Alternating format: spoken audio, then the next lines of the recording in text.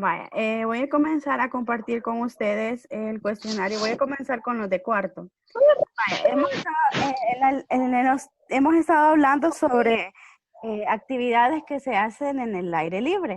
Entonces, cuando yo puse en el cuestionario, puse algunas imágenes y si se fijan, ¿qué es lo que está haciendo la persona? Si la voy a hacer más grande la imagen para que vean, está escalando.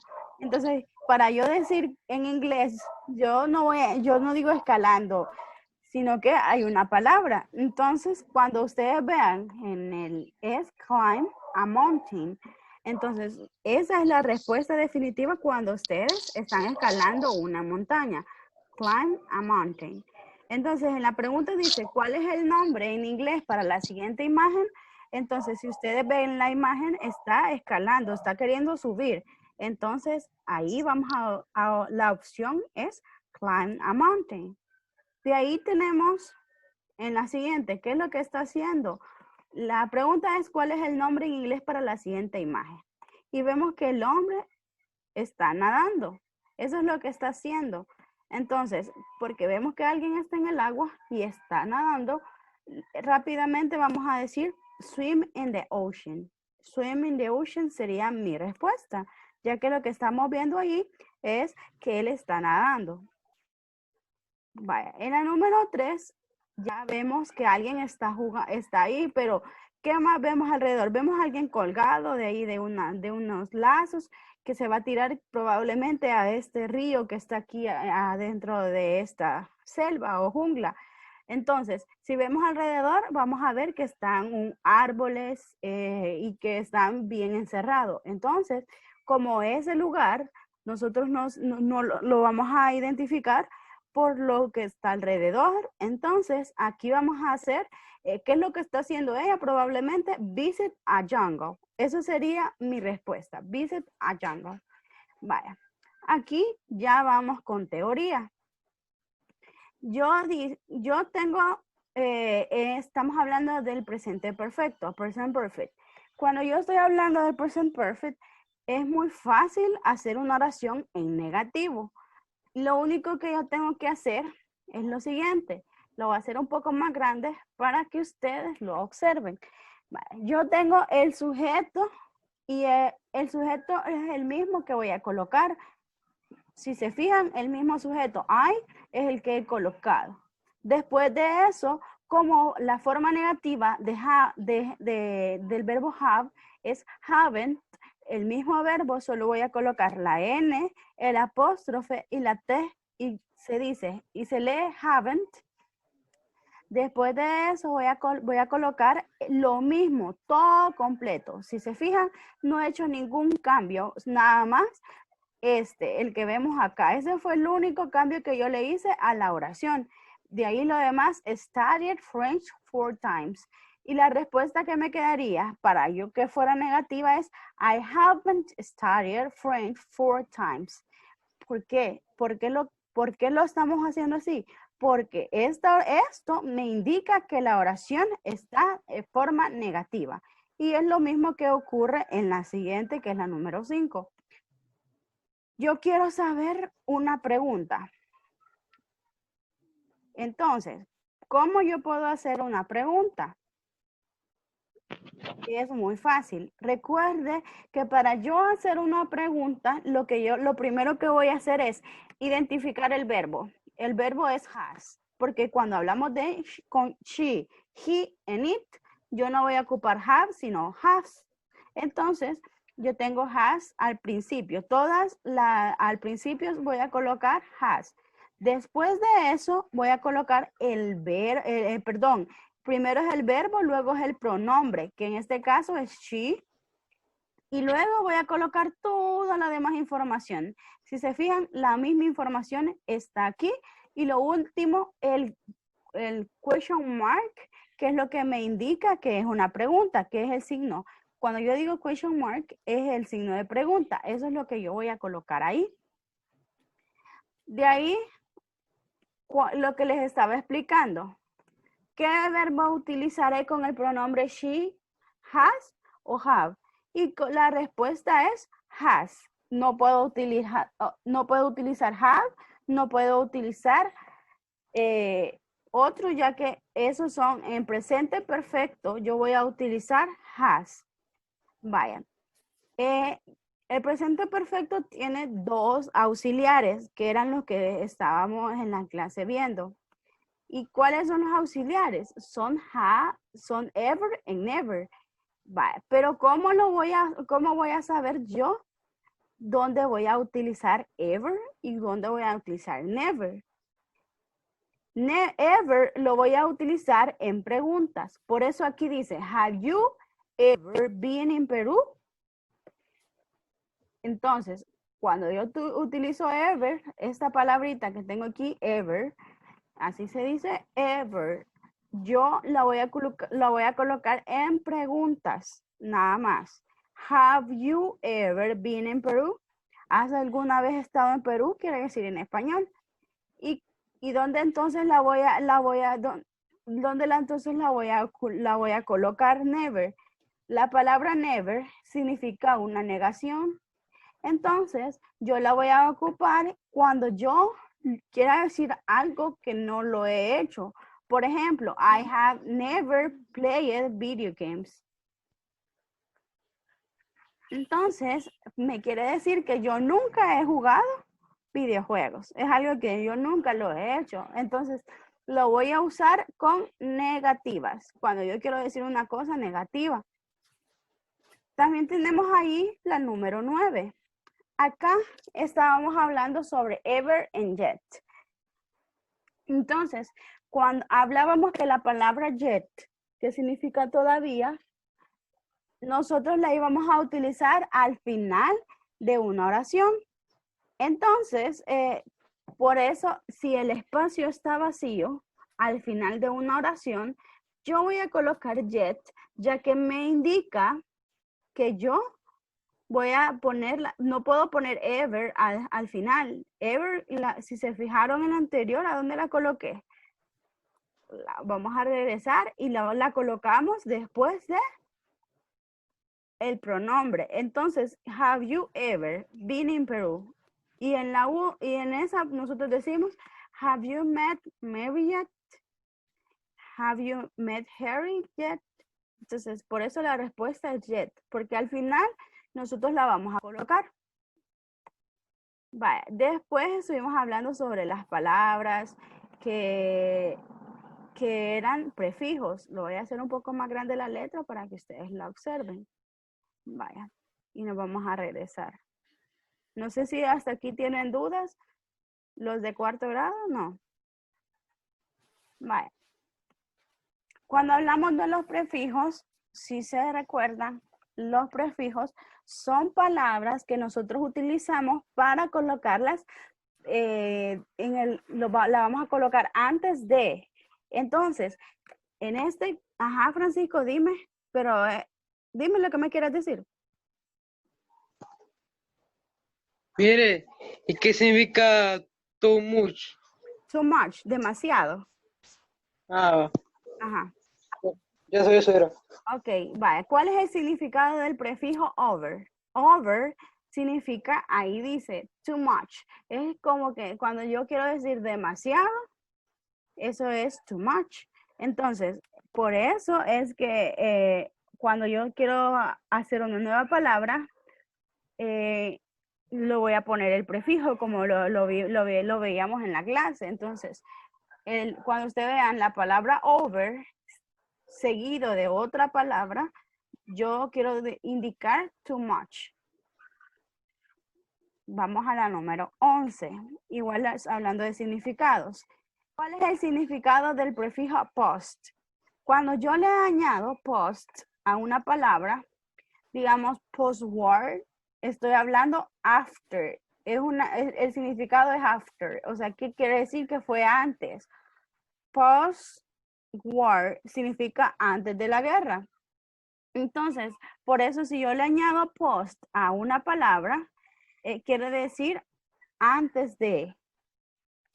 Y tenemos ahí con el significado del prefijo imp, que teníamos imp.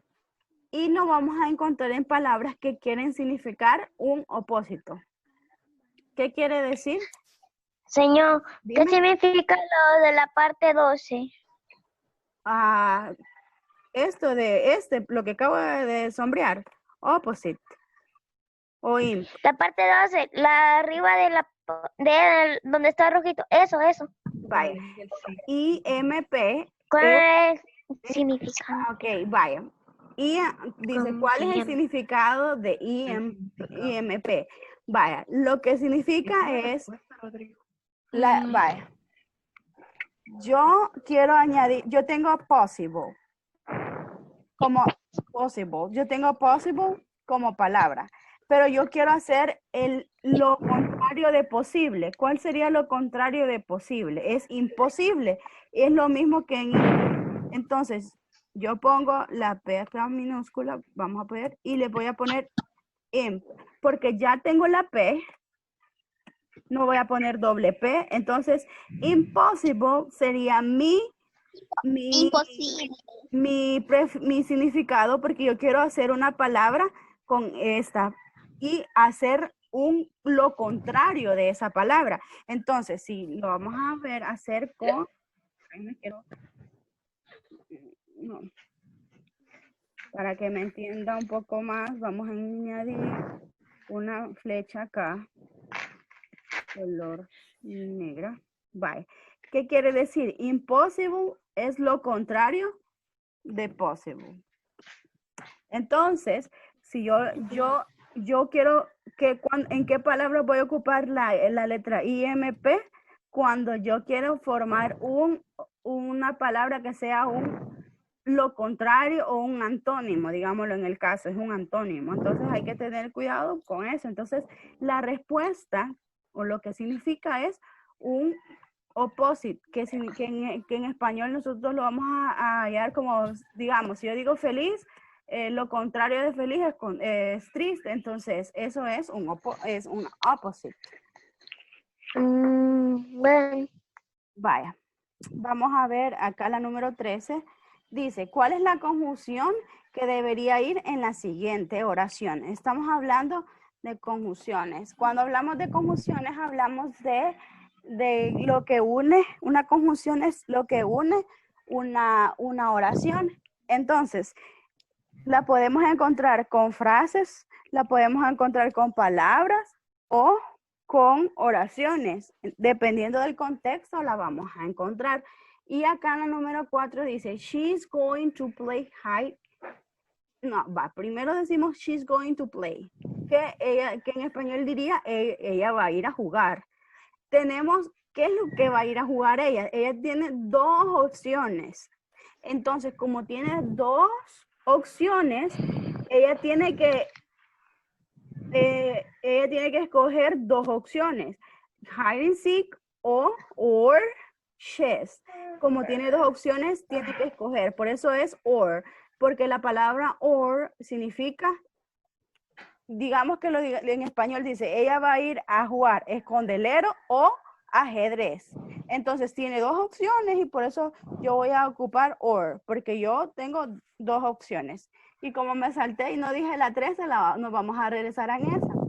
Dice, I need to buy. ¿Qué es lo que ella necesita comprar? Tenemos igual dos opciones, pero en este caso yo quiero comprar las dos cosas. Entonces, la palabra que voy a poner es and, ya que significa dos, y quiere decir, en español la vamos a ocupar como y.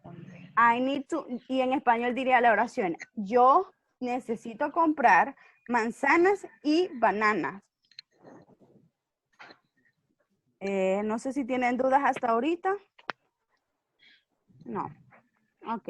Vamos a la última de cuarto. Dice, ¿cuál es la conjunción que debería ir en la siguiente oración? This is, espacio, you. En este caso es, this is for you. Entonces, porque lo que quiero decir, esto es para ti. Entonces, for significa para. Entonces, yo lo voy a ocupar cuando yo diga para ti o por ti o para cuando yo lo quiero decir como una como su nombre lo dice, es una conjunción, entonces nos ayuda a entrelazar las palabras. Dime. ¿Es de cuarto o de quinto? Este es de cuarto, mi amor. Yo les dije que iba a empezar con cuarto. Ok. Ahora sí ya voy a compartir con ustedes el de quinto.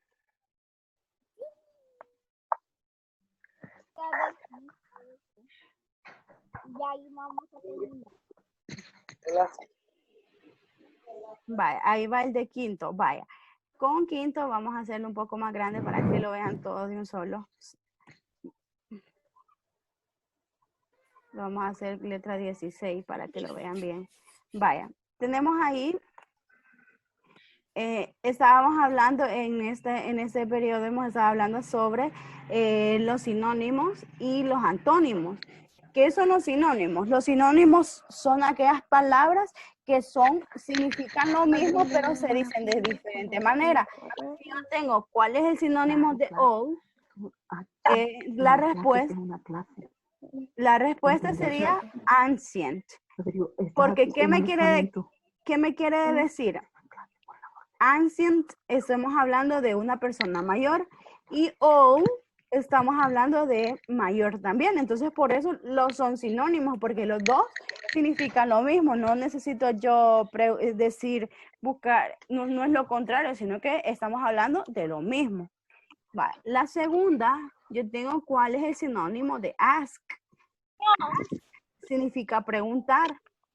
Entonces, ¿qué significa ask? Ask significa preguntar. Ask. Request significa lo mismo.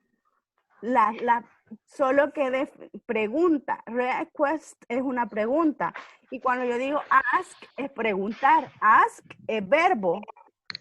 O sea, los dos son verbos, pero uno me dice preguntar y el otro pregunta. Entonces, quieren decir lo mismo y por eso son sinónimos. O sea que los dos de abajo no son como el de...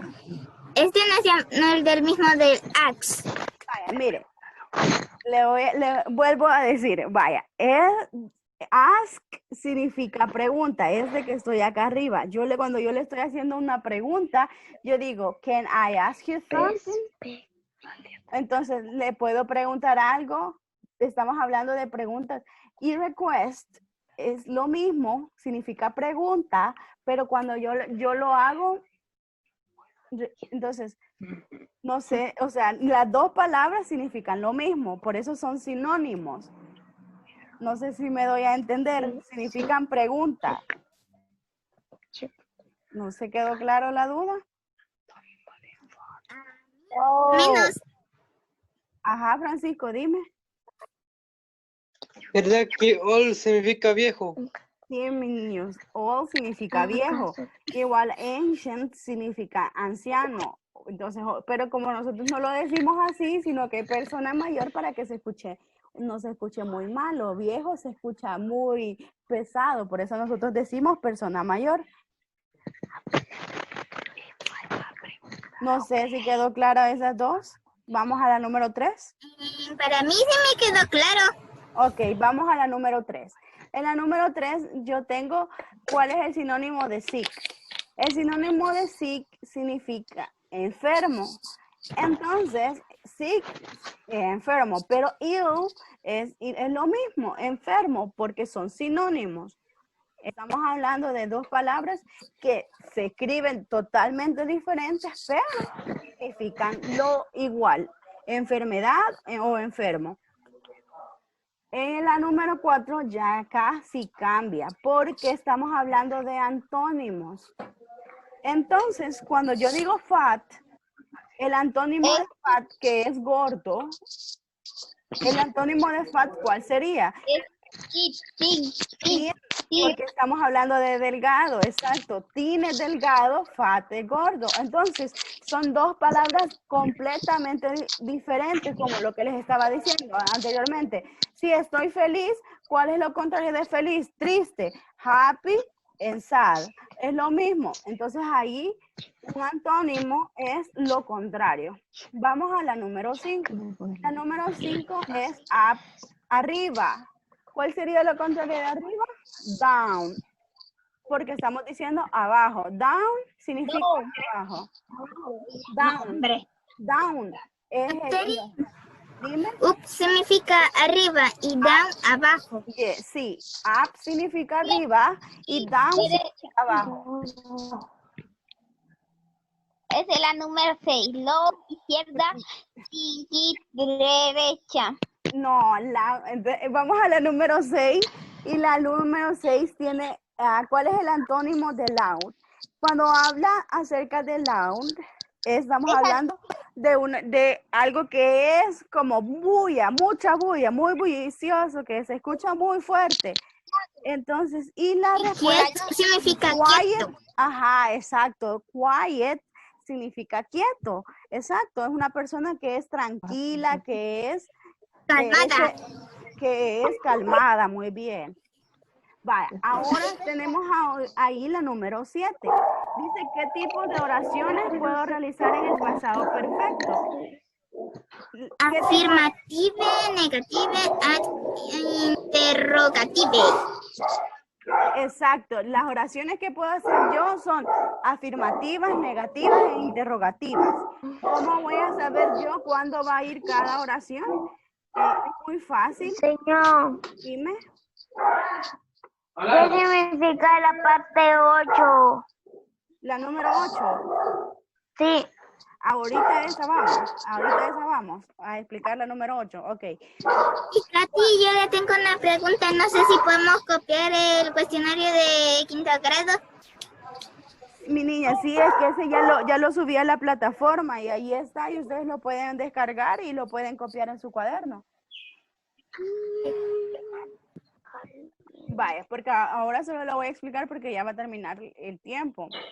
Entonces ya se va a terminar el tiempo y nos vamos a quedar sin terminarlo. Vaya, lo que quiere decir acá en la 8 es, vaya, si yo tengo una oración en pasado perfecto, mi auxiliar, que es la número 9, es had. Es como decir que es alto. No, had es de tuve. Entonces, pero en este caso es auxiliar y esto me indica que la oración está en pasado. Entonces, ¿qué es lo que me da a entender? Yo tengo una oración. ¿En qué está esta oración? Si yo digo, he had studied English and he was a child. Yo tengo esta oración. Exacto, pero porque yo sé que es afirmativa, ¿qué es lo que me da a entender que es una oración? Ok. Yo, para que sea negativa, tiene que llevar esto. Y como la oración esta no lo tiene, lo vamos a borrar. Para que sea pregunta, tendría que ir had he studied English, science, he was a child, y llevar el signo. Pero como tampoco está, entonces no es interrogativa. Entonces, ¿a qué pertenece esa oración? Porque no me dice que es lo que tiene acá otro, no tiene pregunta, no tiene signo de pregunta, y acá no está. Solo que lo de arriba lleva pregunta. Sí, mi niña, pero la oración que estoy preguntando es esta, la que está acá, ¿ves? La voy a cortar para que ustedes la vean.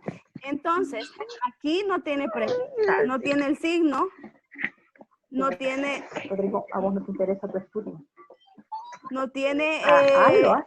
No tiene allí signo de pregunta, no tiene allí tampoco contractado de NT. Entonces, por eso, por ende, no está...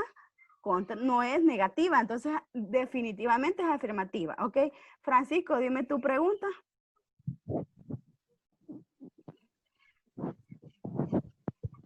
Creo que nada tiene pregunta. Dime. Perdón.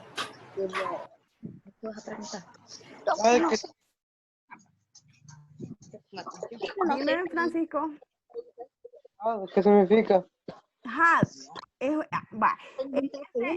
un auxiliar en el pasado perfecto y significa, es un verbo y significa tener, pero en este caso no tiene ningún uso en la oración, sino que como los auxiliares en inglés son aquellas palabras que ayudan solo para identificar a qué tiempo pertenece. Entonces, Señor. permítame, mi niño, solo voy a terminar de explicar y después le voy a dar a usted que no sé quién dijo señor, pero le doy permiso, ok. Vaya, después yo tengo auxiliares y lo voy a escribir acá. Yo tengo el auxiliar can, yo tengo el auxiliar do and does, y en have and has, y en este caso yo tengo el auxiliar had. Todos estos auxiliares no significan algo, pero no yo los ocupo. Ok, yo los ocupo para cuando yo los necesite. ¿Y qué me indican? Cada uno, por ejemplo, yo ocupo el do y el das en oraciones en presente simple. Yo ocupo el have and has con oraciones en presente tense, pero en presente. Y ocupo el auxiliar have, que significa para el pasado para el pasado perfecto, que es el que estuvimos estudiando en la clase pasada, que estuvimos viéndolo. No sé que alguien más tenía ahí una duda. Yo no. Dímela. Y Katy, yo sí tengo una duda. Y en la número 10, ¿por qué dice cuál es el significado de hi? Oh, ok, vaya. ¿Se acuerdan que en la clase pasada yo estuve explicándoles ciertas palabras que eran indefinidos? Son los pronombres indefinidos, que significan las personas aquellas a las cuales yo no identifico y estoy diciéndolos a cualquier persona, pero cada uno hablaba y identificaba a una persona. Por ejemplo, yo aquí tengo all, que era lo que me estaba diciendo ella, y estábamos diciendo que all significa todos, todos. Entonces, mi respuesta es a whole quantity of extent of a group of 10. Porque yo estoy diciendo que es un grupo. Digamos que yo tengo aquí todos los alumnos de cuarto y todos los alumnos de quinto. Entonces, yo tengo all of the students of 4th grade and 5th grade. Entonces, yo digo all my students. Entonces, no sé si quedó claro. ¿Otra pregunta? Más o menos me quedó claro. Vale. Solo. ¿Quién más ahí veo que ha puesto ahí que levanta la mano? ¿Nadie? Yo, Dime. ¿qué significa la parte 14? Vale, no hemos llegado todavía allí, ya vamos a llegar allí ahorita. Vale, solo esperémonos que vamos en la 11 ahorita. Vaya, cuando yo el significado de each, significa cualquiera. Estamos hablando de, cuando yo digo each, estamos hablando de dos opciones, each. Entonces, every one or two or more people or team. Estamos hablando de dos o más personas o cosas. Eso significa each. ¿Cuál es el significado de nobody? Nobody significa nadie. Nobody es nadie. Cuando yo estoy diciendo nadie vino, es nobody. ¿Cuál es el sufijo? Cuando estamos hablando de sufijos, son aquellas palabras que yo voy a colocar después de... Mi palabra base es fun. Esa es la palabra. Y el sufijo es lo que yo le añado a la palabra, o sea, lo que después de... Dime, Francisco.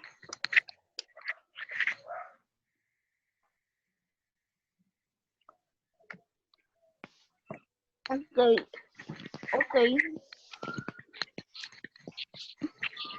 Dime. No sé si. Yo,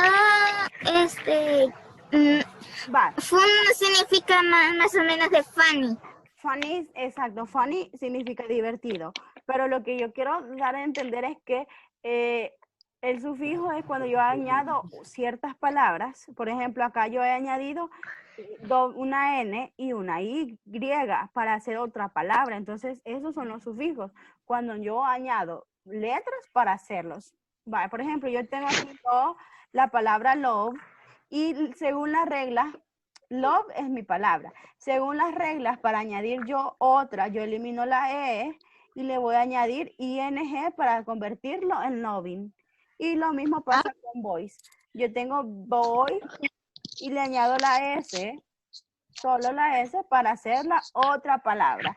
¿Y cuál es el sufijo? Boys. ¿Preguntas o dudas? Nadie. Solo ¿Dudas? ¿Preguntas? Tenemos Nadie. 4 minutos para sacar las dudas. ¿No? Si no, lo vamos a... Ok.